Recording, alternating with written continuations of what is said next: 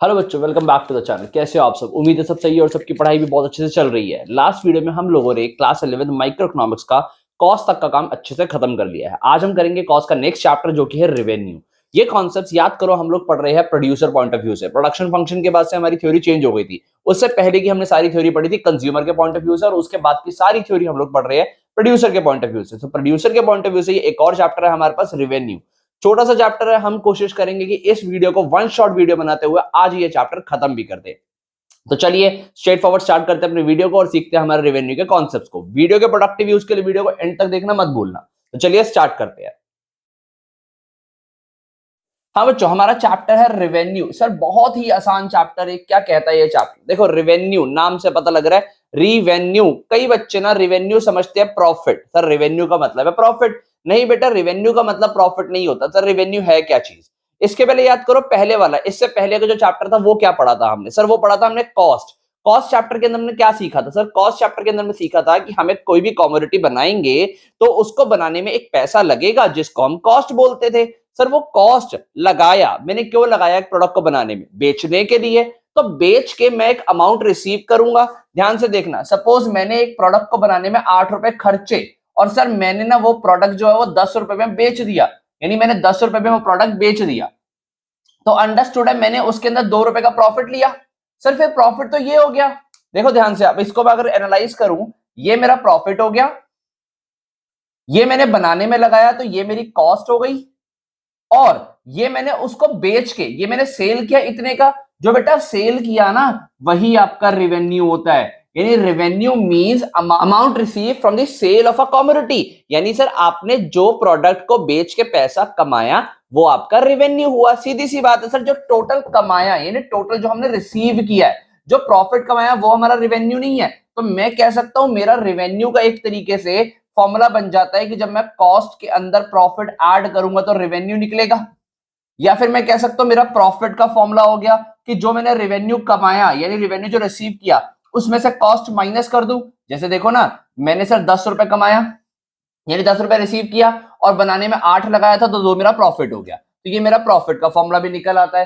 आई hope so आपको revenue का मतलब समझ आया। रेवेन्यू का मतलब प्रॉफिट नहीं होता, रेवेन्यू का मतलब होता है total amount received from the sale of a particular quantity of a commodity. यानी एक कमोडिटी की पर्टिकुलर क्वांटिटी बेच के टोटल जो अमाउंट आपने रिसीव किया उसको रेवेन्यू बोलते हैं।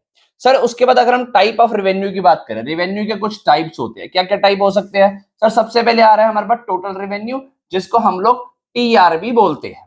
ये क्या कहता है? देखो, टोटल रेवेन्यू यानी आपने टोटल कितना अमाउंट रिसीव किया from sale of a particular product. यानी सर आपने एक प्रोडक्ट को बेच के कितना पैसा रिसीव किया। देखो सपोज मैंने ना 10 चेयर्स बेची, एग्जांपल लेते हैं हम, 10 चेयर्स बेची और हर चेयर का प्राइस 100 रुपए था। तो सर मैंने 1000 रुपए रिसीव किया। Now 10,000 will be my TR, ये मेरा टीआर होगा। ये क्या था? ये मैंने क्वांटिटी बेची यानी यूनिट्स या क्वांटिटी बेची। और ये क्या था? सर ये जो था मल्टीप्लाई, ये जो था मेरे पास, ये मेरे पास प्राइस था उस क्वांटिटी का, और ये मेरा टीआर निकल आया। यानी सर टोटल रेवेन्यू का एक फॉर्मूला बन के सामने आ रहा है, TR is equal to quantity multiply price. यानी जब मैंने क्वांटिटी को प्राइस से मल्टीप्लाई किया तो मेरा टीआर निकल आया। आई होप सो आपको टोटल रेवेन्यू समझ आता है। सेकंड आता है मेरे पास एवरेज रेवेन्यू। सर अब तो एवरेज को पढ़ते पढ़ते जमाना हो गया। एवरेज का कीवर्ड क्या था सर? एवरेज का कीवर्ड होता है सर पर यूनिट। सब बच्चों को पता है अब। सर एवरेज का कीवर्ड है पर यूनिट, यानी हम यहां पर बात कर रहे हैं पर यूनिट रेवेन्यू की। ध्यान से इसी वाले एग्जांपल को कंटिन्यू करते हैं। आपने 1000 रुपए कमाए हैं 10 चेयर्स बेच के, तो सर एक चेयर कितने की बेची होगी? फिर से सुनो, 1000 रुपए कमाए हैं 10 चेयर बेच के, तो एक चेयर कितने की बेची होगी? सर हमने एक चेयर बेची होगी 100 रुपए की। बेटा ये 100 ही तो आपका एआर है। यानी सर आपने कैसे निकाला? देखो मैंने एआर निकालने के लिए क्या किया, जो मेरा टोटल रेवेन्यू था, यानी ये देखो ना टोटल रेवेन्यू 1000 था, divide by number of units, यानी जो मैंने यूनिट्स बेची थी उससे डिवाइड कर दिया। यानी मैंने क्या किया, 1000 जो मैंने कमाया था डिवाइड बाय 10 यूनिट्स बेची थी, तो मेरा आंसर आ गया था 100। ये 100 मेरा एआर आ गया। ठीक है, अब ध्यान से सुनो बेटा एक बात, ये एआर जो निकल के आया है सर ये तो हमारा प्राइस हुआ। यानी एक चीज यहां से प्रूफ हो रही है कि AR will always be equal to price. I hope so आपको ये चीज क्लियर हो रहा है। अभी हम इसको करके भी दिखाएंगे एक मैथमेटिकल डेरिवेशन के थ्रू। तो आई होप सो आपको यहाँ पर क्लियर हो रहा है कि एआर क्या है। एआर है पर यूनिट रेवेन्यू, यानी आपने एक यूनिट कितने की बेची और एआर हमारा प्राइस के इक्वल होता है। फिर आता है सर हमारे पास मार्जिनल रेवेन्यू। मार्जिनल पढ़ते पढ़ते भी जमाना हो गया। मार्जिनल का कीवर्ड क्या है सर? मार्जिनल का कीवर्ड होता है सर एडिशनल, यानी यहां पर हम बात कर रहे हैं additional revenue from the sale of one additional unit of a commodity, यानी जब आपने एक एडिशनल यूनिट बेची तो कितना पैसा कमा लिया। इसी वाले एग्जांपल को कंटिन्यू करते हैं। आप 10 बेच के यानी 10 चेयर्स बेच के कितना 1000 का टीआर कमा रहे थे। आपने क्वांटिटी बेची थी 10, 1000 कमा रहे थे। आपने सपोज 11th बेची और ना 1090 रुपीज कमा लिया, यानी आपने एक यूनिट एक्स्ट्रा बेचने से कितना एक्स्ट्रा कमा लिया सर? 90 एक्स्ट्रा कमा लिया। So this 90 will be your MR. अब देखने वाली बात है कि यहां पर बात हो रही है वन एडिशनल यूनिट, यानी अपने एक एडिशनल यूनिट बेच के जो कमाया है वो आपका एमआर होगा। आई होप सो आपको क्लियर हो रहा है कि एक एडिशनल यूनिट बेच के हमने जो एडिशनल कमाया वो हमारा एमआर हुआ। सर कभी कभी ना हमें यूनिट्स में गैप हो सकता है, तो हम कैसे निकालेंगे? जैसे कि देखो सपोज बच्चों 10 यूनिट्स बेच के आपने 1000 रुपीज कमाया, पर ना आपने इसके बाद 15 यूनिट्स बेची, ठीक है, और आपने ना कितना कमा लिया सर? आपने 1500 रुपीज कमा लिया, ठीक है। सो इस केस में हमारा एमआर कैसे निकलेगा? इस केस में एमआर हमारा ऐसे नहीं निकल सकता एडिशनल करके। यहां पर हमारा फॉर्मूला लगता है delta TR divide by delta units, यानी change in total revenue divide by change in units. जब ये यूनिट्स में गैप हो तभी ये लगेगा। अप्लाई करें अगर हम इसको यहाँ पे एमआर के लिए, डेल्टा टीआर कितना है सर? 500 का चेंज है। डेल्टा क्यू कितना है सर? 5 का चेंज है, तो 100 हमारा यहाँ पर एमआर निकल के आ रहा है। तो ये वाला फॉर्मूला तभी लगेगा जब आपको यूनिट्स में गैप हो। आई होप सो आपको एमआर का मतलब भी समझ आता है। तो हम लोगों ने total revenue, average revenue, marginal revenue के कॉन्सेप्ट्स को अच्छे से समझ लिया है। रेवेन्यू एक आसान चैप्टर है, छोटा चैप्टर है, अच्छे से समझने की कोशिश करना। और देखो सबसे अच्छा तरीका क्या है इन चैप्टर्स को समझने का, कि हम ये chapter producer point of view से पढ़ रहे हैं, सो बिकम अ प्रोड्यूसर ना, यानी आप एक प्रोड्यूसर पॉइंट ऑफ व्यू से सोचो कॉन्सेप्ट्स को। अगर उन कॉन्सेप्ट से सोचोगे तो बहुत बहुत जल्दी ये चैप्टर आपके माइंड में बैठ जाएंगे। तो हम लोगों ने अभी टीआर, एआर और एमआर को कवर अप कर लिया है। हम अभी टीआर और एआर के फॉर्मूला के थ्रू ये जरूर प्रूफ करेंगे कि एआर और प्राइस एक ही चीज होती है। उसके बाद हमारा ये छोटा सा कॉन्सेप्ट खत्म हो जाएगा, फिर हम नेक्स्ट कॉन्सेप्ट पे मूव कर सकते हैं। तो चलो आओ पहले हम ये प्रूफ करना सीखते हैं यहाँ पे। हाँ बच्चों, तो हम प्रूफ कर रहे हैं कि हमारा जो एआर यानी एवरेज रेवेन्यू और प्राइस होता है वो सेम होता है। कैसे करेंगे देखो ध्यान से। आपने एक काम करो, यहाँ पर टीआर का फॉर्मूला लिखो। टीआर का फॉर्मूला क्या था सर? टीआर का फॉर्मूला था सर हमारे पास जो प्राइस था मल्टीप्लाई क्वांटिटी, ये हमारा टीआर का फॉर्मूला था। फिर एआर का फॉर्मूला लिखें। एआर का फॉर्मूला था सर हमारा टीआर डिवाइड बाय क्वांटिटी, ये फॉर्मूला था। अब एक काम करो, देखो हमें तो पता लग गया है ना कि सर टीआर जो है, यानी ये टीआर जो है वो इनके इक्वल होता है, यानी ये पूरा फॉर्मूला टीआर का है। तो मैं इस टीआर की जगह पुट कर सकता हूं। तो मैंने जब इस वाले फॉर्मूले में टीआर की जगह पुट किया तो ये बन गया P multiply Q divide by Q. अभी यहाँ पर मल्टीप्लाई में है तो ये और ये आपस में कैंसिल हो सकता है। बचा क्या sir? AR is equal to price. I hope so ये समझ आया। हमने एक डेरिवेशन करके दिखाई कि AR is equal to price होता है। 1 मार्कर में पूछा जाता है एक क्वेश्चन। अब हम चलेंगे इस चैप्टर के नेक्स्ट कॉन्सेप्ट पे। सर नेक्स्ट कॉन्सेप्ट क्या है? नेक्स्ट कॉन्सेप्ट है, हमने जो रेवेन्यू के कॉन्सेप्ट्स पढ़े हैं, क्या क्या concept? Total revenue, average revenue, marginal revenue. हम इन कॉन्सेप्ट्स के बीच में रिलेशनशिप पढ़ेंगे। यहां पर रिलेशनशिप समझना ना बहुत ही ज्यादा कॉम्प्लिकेटेड प्रोसेस हो सकता है, क्योंकि आपको माइंड लगाना पड़ता है पूरे तरीके से टेक्निकल। दो पॉइंट ऑफ व्यू में पढ़ेंगे हम इस कॉन्सेप्ट को। तो चलिए करते हैं कॉन्सेप्ट और खत्म करते हैं हमारे चैप्टर को। हाँ बच्चों, जो हमारा नेक्स्ट कॉन्सेप्ट है वो है relationship between the revenue concepts, यानी हम रेवेन्यू कॉन्सेप्ट्स के बीच में रिलेशनशिप पढ़ने वाले हैं। सर रेवेन्यू कॉन्सेप्ट्स कौन से? सर याद करो, हमने पढ़ा अभी अभी टीआर, एआर एंड एमआर। हाँ, उन्हीं के बीच के अंदर हम लोग रिलेशनशिप पढ़ने वाले हैं। बट रिलेशनशिप पढ़ने से पहले हमें दो सिनेरियोस देखने पड़ेंगे जो एक प्रोड्यूसर मार्केट में फेस करता है। देखो प्रोड्यूसर ना मार्केट में दो तरीके के सिनेरियो फेस करता है। प्रैक्टिकल लाइफ में भी हमें ये दो सिनेरियो देखने को मिल सकते हैं। कैसे सर? पहला सिनेरियो होता है कि when the price remain same, यानी प्रोड्यूसर क्या बोलेगा? सर आपने जितनी मर्जी, कंज्यूमर को बोलेगा आपने जितनी मर्जी क्वांटिटी खरीदनी हो प्रोडक्ट की, एक ही प्राइस पे मिलेगी, यानी मैं मेरे प्रोडक्ट का प्राइस सेम रखूंगा, चेंज नहीं करूंगा। यानी when the price remain same in the market, तो रेवेन्यू के कॉन्सेप्ट में क्या रिलेशनशिप एस्टैब्लिश होगा? और एक हमारा प्रोड्यूसर हो सकता है जो ना प्राइसेस को फॉल करता है with the rise in output, यानी वो प्रोड्यूसर क्या कहता है कि अच्छा आप ज्यादा खरीदोगे तो थोड़ा कम पैसा दे देना। अब सर ये दोनों ना मार्केट कंडीशन है। एक ऐसा मार्केट जहां पर प्राइसेस सेम रहते हैं और एक ऐसा मार्केट जहां पर प्राइसेस कम हो जाते हैं। ऑल्दो ये दोनों के दोनों जो मार्केट कंडीशंस है वो हमने डिटेल में पढ़नी है, market forms of market chapter के अंदर जाके डिटेल में वहां पढ़ेंगे। यहां पर हमारे पास डिटेल में नहीं है, यहां पर हमें इतना ही समझना है कि मार्केट कंडीशन हो सकती है कि जब प्राइसेस सेम रहते हैं उसके अलावा मार्केट कंडीशन हो सकती है कि जब हम प्राइसेस को कम कर सकते हैं। देखो मैं एक प्रोड्यूसर हूं, मैं एक प्रोडक्ट बेचता हूं, आप मेरे पास आए कंज्यूमर बन के, आपने सपोज चीनी खरीदने आए मेरे पास, तो चीनी अगर आपने 1 किलो लेनी है सर मैं 50 रुपए के हिसाब से दूंगा। आपने बोला सर मैं 2 किलो दूंगा, मैंने कहा सर ठीक है 45 लगा दूंगा। यानी जब मैंने आउटपुट बढ़ाना था, यानी ज्यादा सेल करनी थी, तो प्राइसेस को कम कर दिया, तो वो वाला सिनेरियो हो सकता है। उसके अलावा ये वाला सिनेरियो जब मैं प्राइसेस को बिल्कुल कम नहीं करूंगा। तो दो तरीके के सिनेरियो जहां पर प्रोड्यूसर ऑपरेट कर सकता है और रेवेन्यू अर्न कर सकता है। तो इन्हीं सिनेरियोस के अंदर हमने ये वाले कॉन्सेप्ट पढ़ने हैं।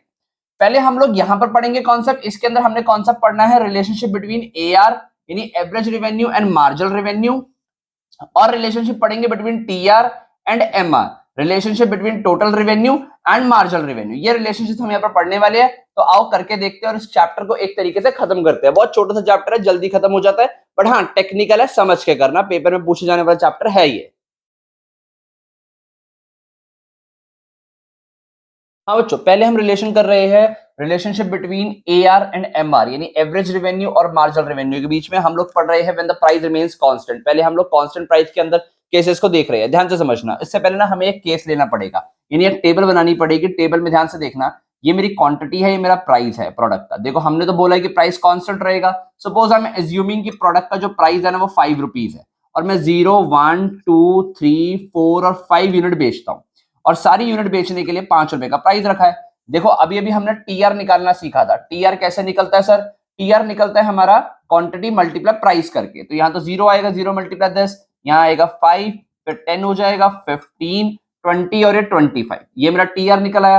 अब एआर कैसे निकलता है सर? एआर अभी अभी हमने निकालना सीखा था सर। एआर का फॉर्मूला था जो हमारा टीआर होता है और डिवाइडेड बाय क्वांटिटी, यानी इसको मैं इससे डिवाइड करूंगा, तो यहां तो कुछ नहीं आएगा। 5 डिवाइड बाय 1 5, यहाँ 10 डिवाइड बाय 2 5, यहाँ 15 डिवाइड बाय 3 5, यहाँ भी 5 और यहाँ भी 5। आप करके देख लो 5 5 आएगा। तो देखो ये मैंने एक टेबल क्रिएट किया, इस टेबल के थ्रू मैं रिलेशनशिप प्रूफ करूंगा between average revenue and marginal revenue. Sir marginal revenue तो आपने अभी निकाला ही नहीं, तो एमआर कैसे निकलता है बेटा बताओ? जो हमारा एमआर होता है वो होता है एडिशन इन टीआर। देखो 0 से 1 पे मूव हुए, कितना एडिशनल कमा लिया सर? 5 कमा लिया। फिर 1 से 2 पे मूव हुए, कितना एडिशनल कमा लिया सर? 5 कमा लिया। ऐसे ही हमने जब जब एक एक एडिशनल यूनिट बेची है तो 5 एडिशनल कमाते गए। आई होप सो आपको ये टेबल समझ आ गई है। टेबल बहुत आसान है यार, थोड़ा अपना लेवल बढ़ाने की कोशिश करो, छोटी छोटी चीजें जल्दी जल्दी समझो। क्या हो रहा है यहाँ पे? हमारा ये एमआर निकल आया। हमने देखो क्या किया, एआर और एमआर के बीच में अब हमें रिलेशनशिप एस्टैब्लिश करना है। पर बेटा एक बात देखो, हमारा जो एआर है और प्राइस है वो इक्वल निकला है। तो नहीं, यहाँ पर एक ट्रिक निकल आती है कि जब भी ना आपको रेवेन्यू का क्वेश्चन गिवन हो और रेवेन्यू के क्वेश्चन के अंदर आपको प्राइस गिवन हो, तो अंडरस्टूड है कि सर जो आपका प्राइस है वही आपका एआर भी होगा। ठीक है, यानी हम लोग एआर और प्राइस को एक ही चीज लेके चल सकते हैं। तो अभी हमें रिलेशनशिप एस्टैब्लिश करना है बिटवीन एआर और एमआर। अगर मैं इस कर्व को, यानी जो हमारे एआर और एमआर है, इनको मैं एक ग्राफ पे प्रेजेंट करूं तो कैसे ग्राफ बनेगा? ध्यान से देखना। यहां मैं यूनिट्स ले लेता हूं 1 2 3 4 5, 0 1 2 3 4 और 5 यूनिट्स मैंने बेची हैं। 1 2 3 4 5, यहाँ भी 5 5 का गैप, 5 10 15 20 25, ये मैंने यहाँ ले लिया। अब जरा ध्यान से देखो, हम लोग बना रहे हैं एआर और एमआर। इस एक्सिस पे एक्स, ये सॉरी ये जो वाई एक्सिस है, यहाँ पर मैंने एआर और एमआर ही प्रेजेंट किए हैं। यहाँ पर मैं क्वांटिटी प्रेजेंट कर रहा हूं। आई होप सो आपको एक्स एक्सिस पे क्वांटिटी और वाई एक्सिस पे एआर एमआर समझ आ रहा है। देखो क्या हो रहा है, जब मैंने 0 यूनिट बेची तो मेरा एआर एमआर कितना था सर? कुछ भी नहीं था। यहां पर आ गया 0 पे, 0 है बिल्कुल। फिर फर्स्ट यूनिट बेची, फर्स्ट पे सर ये 5 था, ये देखो एआर। 2 पे कितना सर? 5 था। 3 पे भी, 4 पे भी और 5 पे भी। सर एमआर देखे, एमआर भी सारे लेवल पे सेम है, यानी हमारी जो एमआर और एआर की लाइन है वो एक स्ट्रेट लाइन कर्व, एआर और एमआर यहीं पर इक्वल है, दोनों के एक दूसरे के इक्वल है, तो ऐसी एक लाइन बन जाएगी। हमारा एआर और एमआर कर्व एक दूसरे को कोइंसाइड करता हुआ बन रहा है। कोइंसाइड करता हुआ मतलब कि एक दूसरे के ऊपर ही बन रही है लाइन, क्योंकि हमारा when the price remains constant AR और एमआर सेम होते हैं। ये था रिलेशनशिप बिटवीन एआर और एमआर। आई होप सो आपको रिलेशनशिप बिटवीन एआर एमआर समझ आया। इसमें कुछ भी नहीं है, बहुत ही आसान सा एक रिलेशनशिप है। देखो ये रिलेशनशिप हमने किसमें किया है? रिलेशनशिप किया सर हमने एआर और एमआर के बीच में। हमारा एक और रिलेशनशिप हो सकता है, देखो सर पेपर में क्वेश्चन आएगा, लिख के क्या आओगे? लिख के यही आओगे sir, when the price remains constant AR और MR is a straight line curve parallel to the x axis, horizontal straight line curve parallel to the x axis. इतना सा आपको लिख के आना है। ऑल्दो पेपर में ये क्वेश्चन आने के चांसेस कम होते हैं, क्योंकि छोटा सा बेसिक रिलेशनशिप है। जब तक बेसिक नहीं समझोगे एडवांस नहीं समझ पाओगे। अगर हम इस वाले रिलेशनशिप पे आए, ये था हमारा टोटल रेवेन्यू और मार्जिनल रेवेन्यू। हम लोग बात कर रहे हैं इस बार टोटल रेवेन्यू मार्जिनल रेवेन्यू, इस वाले टेबल को ही रेफर करते हैं। टीआर हमारा ये रहा, एमआर ये रहा। अगर मैं इसको यहाँ पर इस ग्राफ पे प्रेजेंट कर सकते हैं क्या? अगर मैं इसी ग्राफ के थ्रू प्रेजेंट करना चाहूं तो ध्यान से समझना। चलो ग्राफ एक और बना लेते हैं, ऑल्दो बनेगा बिल्कुल सेम। यहाँ पर हमने आउटपुट ले लिया 3 4 5, 1 2 3 4 5 यूनिट का। यहाँ पर हमने अपना 5 10 15 20 25 यहाँ पर रेवेन्यू। इस बार हम ले रहे हैं टीआर और एमआर। पहले हम लोग किसका कर्व बनाए सर? पहले हम लोग टीआर का बनाए। तो ध्यान से देखो, 0 यूनिट जब हम 0 बेच रहे थे टीआर हमारा 0 था, और 1 पे 5 हो गया, 2 पे 10 हो गया, 3 पे 15 हो गया, 3 पे ये 15 हो गया, 4 पे ये फिर हमारा 20 हो गया था, और 5 पे 25 हो गया था। तो हमारी जो टीआर की लाइन है वो एक स्ट्रेट लाइन बनती हुई दिख रही है हमें।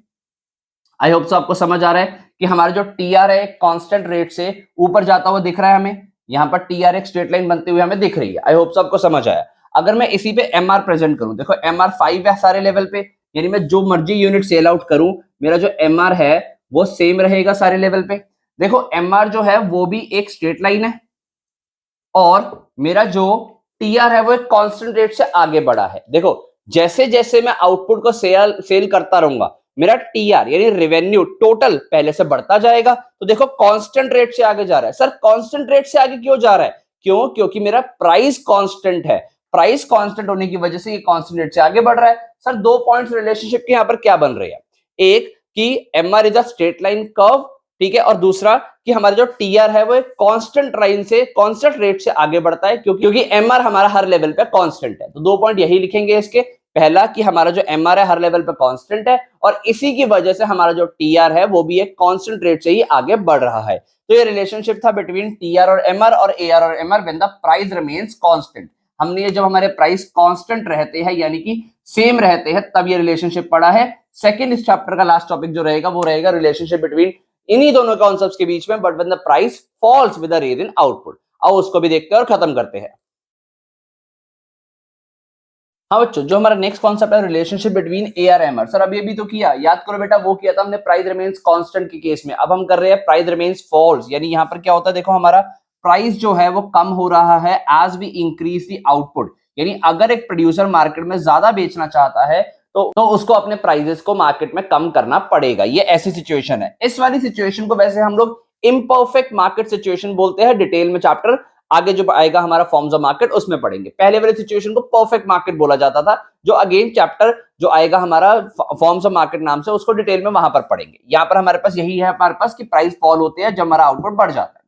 तो देखो क्या हुआ, जब हमारा आउटपुट बढ़ाया हमने, प्राइजेस को कम किया, टीआर निकालने के लिए हमने इन दोनों को मल्टीप्लाई किया, और हमने बचपन में सीख लिया था कि प्राइस और एआर सेम होता है। तो जो हमारा प्राइस था वही हमारा एआर निकला। टीआर निकालने के लिए इसको मल्टीप्लाई किया, ये हमारा टीआर आया, और टीआर के थ्रू हमने एमआर निकाल लिया। एडिशन देखो, 0 से जब मैं 1 यूनिट बनाया तो मैंने कितना एडिशनल कमा लिया होगा। देखो 0 पे जितना मर्जी प्राइस हो, टीआर तो 0 ही रहा होगा, तो 0 से 1 पे मूव होने पे 5 एडिशनल कमा लिया। ऐसे एक और पे मूव होने पे 3, फिर 1, फिर देखो कुछ भी एडिशनल नहीं कमाया यहाँ तो। और यहाँ पर जब मैंने 4 से 5th यूनिट बेची तो मेरा रेवेन्यू बढ़ने के बजाय कम हो गया।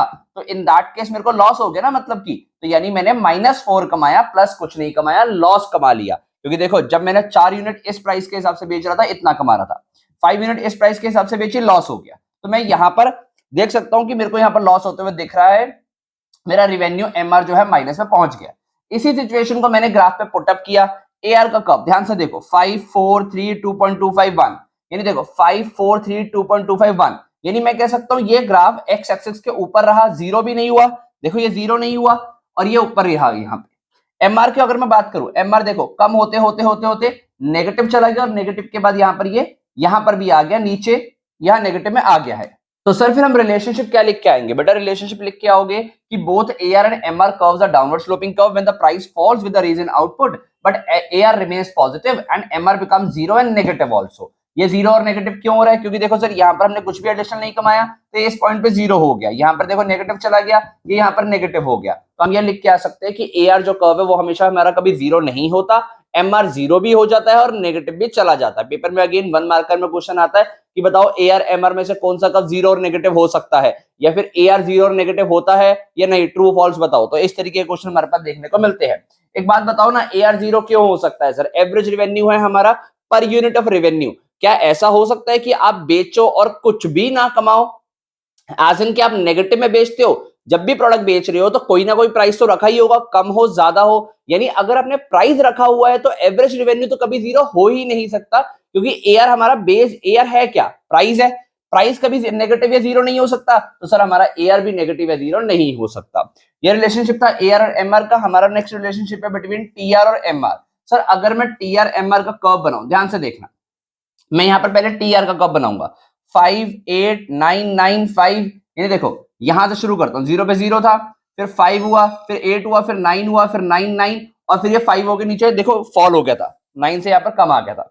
पहले क्या हुआ था, 0 से 5 पे गया, फिर 8 पे गया, फिर 9 9 कांस्टेंट हो गया, और फिर कम होकर फिर 5 पे आ गया। यानी मैं कह सकता हूं ये इस तरीके से एक कर्व बन रहा है जो पहले अपवर्ड होता है, फिर कांस्टेंट होता है, फिर फॉल हो जाता है। आई होप सो आपको टीआर कर्व समझ आ रहा है। ये मेरा टोटल रेवेन्यू का कर्व है, पहले अपवर्ड गया, फिर कांस्टेंट हुआ, फिर फॉल हो गया। यहां पर भी देख रहा है, देखो पहले अप जा रहा है, फिर कांस्टेंट हो रहा है, और फिर फॉल हो रहा है। यही चीज मैंने यहां प्रेजेंट करने की कोशिश करी है। सर देखो इन कॉन्सेप्ट्स के लिए अगर आप यहाँ नंबरिंग करना चाहते हो बहुत आसान है, अगर आप नंबरिंग करके भी बनाओगे, इन नंबरिंग को यहाँ पर पुट करना, टीआर यहां डालना, क्वांटिटी यहां डालना, आपका एग्जैक्टली सेम कर्व बन के आएगा सामने।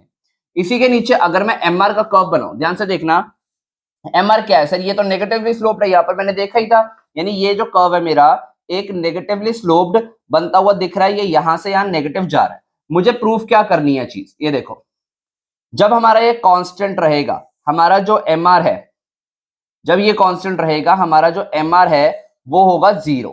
ठीक है, देखो यानी ये अपने मैक्सिमम और कांस्टेंट पॉइंट पे था, वहां पर हमारा एमआर 0 था, ये वाले पॉइंट की बात कर रहा हूं मैं। ठीक है, आई होप सो आपको समझ आ रहा है कि जब ये अपने 9 लेवल पे था तो ये अपने 0 लेवल पे आ गया। कौन से नंबर ऑफ लेवल की, फोर्थ नंबर ऑफ यूनिट, यानी फोर्थ यूनिट की बात कर रहा हूं। फोर्थ यूनिट जब मैं बेच रहा हूँ, यहाँ पर क्वांटिटी ली हुई है और यहाँ पर हमारा एमआर, तो ये 0 आ गया है। तो देखो क्या प्रूफ हो रहा है, रिलेशनशिप क्या लिखेंगे, as TR increases MR falls, when TR is maximum and constant MR become 0, when TR falls MR becomes negative. ये 3 पॉइंट लिख के आ सकते हो आपको, आई होप सो आपको समझ आया। इन्हीं तीनों को आप एमआर के पॉइंट ऑफ व्यू से भी रिप्रेजेंट कर सकते हो। When MR falls TR increases, when MR becomes 0 TR is maximum and constant, when MR becomes negative TR starts falling. ये 3 पॉइंट आपको लिख के आने हैं। आई होप सो आपको समझ आए हैं। ये था रिलेशनशिप बिटवीन टीआर एमआर। हमने सर इस चैप्टर के ऑलमोस्ट सारे कॉन्सेप्ट कर लिए, बट सर सबसे इंपॉर्टेंट कॉन्सेप्ट जो पेपर में 3 नंबर का मिलता है वो तो रह गया। 2 से 3 मिनट का कॉन्सेप्ट है, ध्यान से समझना। कॉन्सेप्ट है हमारा जनरल रिलेशनशिप बिटवीन एआर और एमआर, यानी हमने एवरेज रेवेन्यू मार्जिनल रेवेन्यू के बीच में जनरल रिलेशनशिप एस्टैब्लिश करना है, जो पेपर में कई बार पूछा गया है। तो चलो करते हैं हमारा general relationship. Most important concept है, वीडियो को यहां तक स्किप मत करना, वीडियो पूरी देखना, तभी वो कॉन्सेप्ट माइंड में जाएगा, और मोस्ट इंपॉर्टेंट कॉन्सेप्ट है वो इस चैप्टर का। तो चलिए देखते हैं उसको और खत्म करते हैं इस चैप्टर को। हाँ बच्चों, ये है हमारे पास फिर से relationship between AR MR. Sir relationship between AR MR पहले भी तो कर चुके हैं बेटा, इस बार हम जनरल वे में पढ़ रहे हैं। जनरल का मतलब देखो, अभी ना हमने 2 मार्केट कंडीशंस पढ़ी थी, बट प्रैक्टिकल लाइफ में सिनेरियोस बहुत अलग हो सकते हैं, तो हम प्रैक्टिकल लाइफ के सिनेरियोस को पढ़ने की कोशिश कर रहे हैं, ध्यान से समझना। ये हमारे पास प्रैक्टिकल लाइफ के एआर और एमआर के कर्व है। देखो एआर कर्व जो है वो एमआर से नीचे है एक लेवल पे, फिर एआर बड़ा हो जाता है, एमआर कम हो जाता है। ये ब्लू वाली लाइन जो दिख रही है एमआर कर्व है, ब्लैक वाली हमारी एआर कर्व है। रिलेशनशिप एस्टैब्लिश करें। पहला point, when MR is more than AR, ये वाले लेवल की बात कर रहा है यहां तक की। When MR is more than AR, AR increases, कह रहा है जब तक उससे ज्यादा है तब तक एआर इंक्रीज हो रहा है, दिख रहा है हमें, यानी ये इस वाले फेज की बात कर रहा है पॉइंट नंबर 1 में। सेकंड है when MR is equal to AR, AR is maximum and constant, when MR and AR equal होते हैं, देखो ये वाले लेवल की बात कर रहा है, यहां पर हमारा एआर और एमआर इक्वल होते हैं, कह रहा है जब when MR is equal to AR, AR is maximum and constant, AR maximum point पे होगा और कांस्टेंट होगा। थर्ड पॉइंट में कहता है when MR is less than AR, जब हमारा एमआर एआर से कम होता है तो एआर फॉल्स, एआर फॉल्स, ये हमें दिखता है। 3 पॉइंट ऑफ रिलेशनशिप इसके थ्रू ही आपको लिखने हैं। पेपर के अंदर अगर रिलेशनशिप पूछा जाता है कि define relationship between AR MR, तो आप ना प्राइस कांस्टेंट का लिख के आओगे, ना प्राइस फॉल्स का लिख के आओगे, आप ये जनरल वाला लिख के आओगे। यानी आपको जनरल रिलेशनशिप के चांसेस पेपर में आने के चांसेस बहुत ज्यादा रहते हैं। अच्छे से समझो, सेम टू सेम लिख के आओगे तब भी 3 नंबर पूरे पाओगे। आई होप सो ये समझ आया है। देखो इसी के साथ हमारा चैप्टर जो है ना वो खत्म हो जाता है। इस चैप्टर में और कुछ है नहीं, हाँ कुछ प्रैक्टिकल क्वेश्चंस है, 1-2 क्वेश्चन याद करो, फॉर्मूला बेस्ड क्वेश्चंस। किस किस फॉर्मूला पे बेस्ड सर? हमारे पास फॉर्मूला है एआर, टीआर और एमआर। ये 3 हमने कौन सा पढ़े, इन्हीं के ऊपर टेबल वाले क्वेश्चन। अगर आप लोगों ने कॉस्ट चैप्टर के न्यूमेरिकल अच्छे से किए हुए हैं, प्रोडक्शन फंक्शन के न्यूमेरिकल्स किए हुए हैं, तो इस चैप्टर के न्यूमेरिकल कोई मुश्किल बात नहीं है। एक दो ही बोर्ड पे कराता हूं और फिर चैप्टर के साथ साथ वीडियो को भी पैक करते हैं। तो चलिए करते हैं और सीखते हैं हमारे न्यूमेरिकल क्वेश्चंस को। हाँ बच्चों, ये हमारे पास 2 न्यूमेरिकल क्वेश्चन का सैंपल है, ध्यान से देखना। इसी तरीके से आपको सारे ही क्वेश्चंस करने होंगे। देखो हमारे पास गिवन है एआर और क्वांटिटी, हमें निकालना है टीआर एमआर। अब एआर ही हमें पता है क्या होता है, प्राइस। तो देखो टीआर कैसे निकल जाता है, प्राइस को क्वांटिटी से मल्टीप्लाई कर दो। इसके अलावा एआर का फॉर्मूला क्या होता है सर, एआर का फॉर्मूला होता है टीआर डिवाइड बाय क्वांटिटी। इस क्वांटिटी को इधर भेज दो, ये हो गया एआर मल्टीप्लाई क्वांटिटी, किसका फॉर्मूला बन गया सर, टीआर का बन गया। तो यानी आप अल्टीमेटली एआर को क्वांटिटी से मल्टीप्लाई कर दो तो आपका टीआर निकल आएगा। तो यहाँ पर आ गया 25, यहाँ आ जाएगा 46, यहाँ आ जाएगा 63, यहाँ आ जाएगा 76, यहाँ आ जाएगा 90 और यहाँ पर आ जाएगा 90। ये हमारे पास आ गया हमारा टीआर। अगर हम एमआर निकाले, एमआर देखो एक ट्रिक क्या है कि एआर जो हमारा वन लेवल पे एआर, टीआर और एमआर तीनों इक्वल होते हैं। तो ये यहाँ पर 25 हो गया। और एमआर होता क्या है, एडिशन इन टीआर। जब मैंने 1 से 2 यूनिट बेची तो कितना एडिशनल कमा लिया, यहाँ पर माइनस करूंगा 21 एडिशनल आ गया। ऐसे ये बाकी सारे लेवल निकाल दूंगा एडिशनल माइनस करते करते, तो मेरा पूरा कॉलम आ जाएगा। हाँ तो मैंने ये माइनस करके लिख दिया है। आई होप सो आपको समझ आ रहा है मैंने एमआर कैसे निकाला। देखो सिंपल सा क्वेश्चन था, 2 मिनट भी नहीं लगे करने को। एक हमारे पास क्वेश्चन है मिसिंग फिगर्स का, इसको हमें फिलअप करना है। कैसे करना है देखो, हमें गिवन है यहाँ पर क्वांटिटी, प्राइस, एमआर, एआर, इन टेबल्स को फिलअप करेंगे। देखो शुरू करते हैं हम लोग टीआर से। यानी देखो अभी अभी हमने यहाँ पर भी सीखा था कि हमारा 0 लेवल पे टीआर, एमआर, एआर सेम रहता है और प्राइस का ही दूसरा नाम एआर भी होता है। तो अगर पहले लेवल पे हमें एमआर 16 है तो ये भी 16 है, ये भी 16 है। अच्छा सर 16 से आपने एक एडिशनल यूनिट बनाई होगी तो आपका एमआर निकल आएगा। यानी कितना एमआर आ रहा है सर, 8 हमारा एमआर आ रहा है। आई होप सो आपको समझ आता है। यानी ये पूरी लाइन पूरी हो गई, ये भी हो गई। अब देखो यहां पर हमें ये पता है कि एडिशनल जो है वो 6 आ रहा है। यानी यहां पर जो भी रहा होगा उसमें से माइनस होकर 6 आ रहा है, क्योंकि ये एमआर है, एडिशनल रेवेन्यू। इसमें से माइनस किया होगा तो 6 आया होगा। यानी अंडरस्टूड है ना, 30 रहा होगा, क्योंकि 30 यानी 24 में से 30 माइनस होकर तो 6 आया होगा। तो आई होप सो आपको क्लियर हो रहा है। अब मैं टीआर को क्वांटिटी से डिवाइड करूंगा तो एआर या प्राइस निकल आएगा। यानी 30 डिवाइड बाय 3 10 ये आ गया। यहां पर देखिए हम 30 से, जब मैंने 3rd से 4th यूनिट बेची तो 30 से 28 माइनस हो गया, रेवेन्यू कम हो गया, तो ये -2 ये आ गया। ये मेरी टेबल पूरी हो गई। आई होप सो आपको ये भी समझ आया है। तो देखो बच्चों ये था रेवेन्यू, एक छोटा सा चैप्टर हमने 1 शॉट में ही खत्म कर लिया है। नोट्स आपको नीचे मिलेंगे, बट स्टिल अपने हाथ से बनाए हुए नोट्स की बात ही कुछ और होती है। तो इसलिए खुद मेहनत करो, नोट्स अच्छे से बनाओ। कोई भी डाउट रह जाता है नीचे कमेंट सेक्शन का यूज करके पूछो। सोशल मीडिया पे फॉलो करना, इंस्टाग्राम पे फॉलो करना मत भूलना, लिंक आपको डिस्क्रिप्शन में मिल जाएगा। वीडियो को लाइक करना, दोस्तों का शेयर करना मत भूलना। मैं आपको मिलता हूं बहुत जल्दी नेक्स्ट वीडियो में। Thank you.